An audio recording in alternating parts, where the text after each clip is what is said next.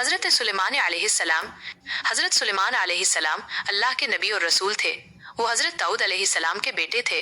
अल्लाह ताला ने उन्हें इल्म, हिकमत और बहुत बड़ी बादशाहत अता की थी। अल्लाह ताला ने हजरत सुलेमान अलैहिस्सलाम को ऐसी नेमतें दी जो किसी और को नहीं मिली। 1. जानवरों और परिंदों की जबान समझना, वो चींटियों और परिंदों की बातें भी समझते थे। 2. हवा पर हुकूमत, हवा उनके हुक्म से चलती थी और उन्हें जहां चाहती पहुंचा देती थी। 3. जिन्नों पर काबू, जिन्न उनके हुक्म से इमारतें बनाते, दरिया में गोता लगाते और मुश्किल काम करते थे। 4. इल्म और इंसाफ, वो बहुत बड़े हाकिम और इंसाफ करने वाले नबी थे।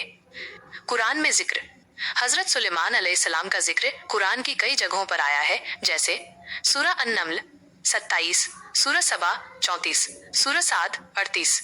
हजरत सुलेमान अलैहिस्सलाम और हुदहुद पक्षी का वाकया। हजरत सुलेमान आसा की फौज में इंसान, जिन्न और परिंदे सब शामिल थे।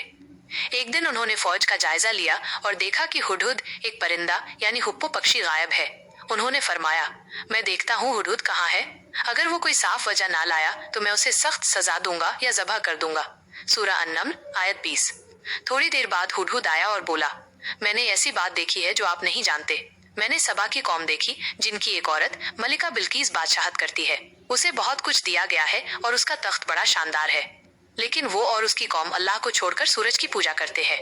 सूरह अन-नम्ल आयत 23।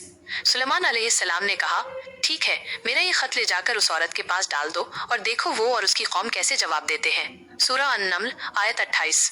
हुदहुद ने खत पहुंचा दिया। उसमें लिखा था, बिस्मिल्लाहिर्रहमानिर्रहीम, मेरे खिलाफ सरकशी मत करो और मेरे पास मुस्लिम आज्ञाकारी बनकर आओ। सूरह अन-नम्ल आयत 30। मलिका बिल्कीस का इस्लाम कबूल करना।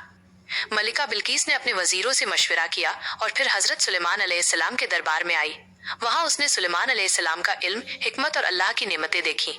आखिरकार उसने कहा, मैंने अपने आप पर जुल्म किया था, अब मैं सुलेमान के साथ सारे जहान के रब अल्लाह पर ईमान लाती हूँ। सूरह अन-नम्ल आयत 44। सबक 1. हुदहुद जैसे छोटे परिंदे से भी अल्लाह अपना बड़ा काम ले सकता है। 2. हिकमत और नरमी से की गई दावत दिलों को बदल देती है। 3.